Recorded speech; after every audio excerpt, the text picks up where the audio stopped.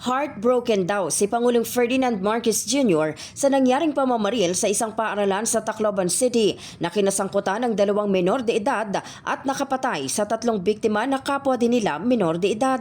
Gayon din ang iniulat ng DILG na napigilan ang umano'y planong pag-atake ng isang 14 anyos na estudyante sa Tolosa, Leyte at ang pananaksak na kinasangkutan ng 2 mag-aaral sa San Carlos City. Ayon kay Palace Press Officer Claire Castro, ikinababahala ng Pangulo na may mga kabataang nagagawang magplano ng mararahas na krimen habang kapwa rin nila kabataan ang nagiging biktima. Ipinunto pa niya na hindi pwedeng isantabi ang ganitong usapin kaya mahalaga raw na mapag-aralan kung paano naaalagaan ang mga kabataan. Kaya ang direktiba ng Pangulo sa mga concerned agencies, tukuyin ang ugat ng karahasan bukod pa sa sinasabing posibleng impluwensya ito ng mararahas na online games.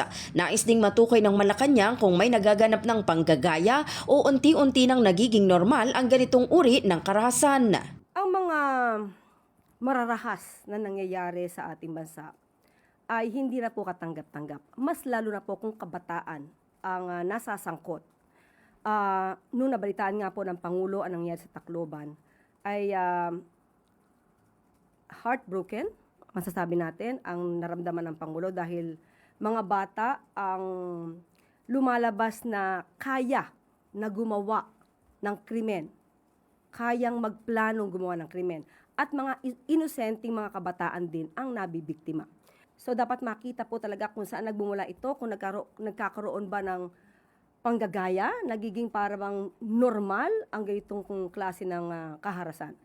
So, yun po, ipinag-uutos po ng Pangulo ang lahat ng dapat na gawin ng mga concerned agencies para po maiwasan ang mga ganitong klaseng kaharasan, lalo-lalo na sa eskwelahan, sa mga kabataan.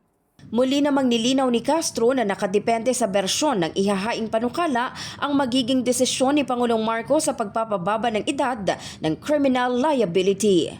In the heart of changing lives, ako si Brigada Maricar Saragan ng 105.1 Brigada News FM Manila, The Music and News Authority.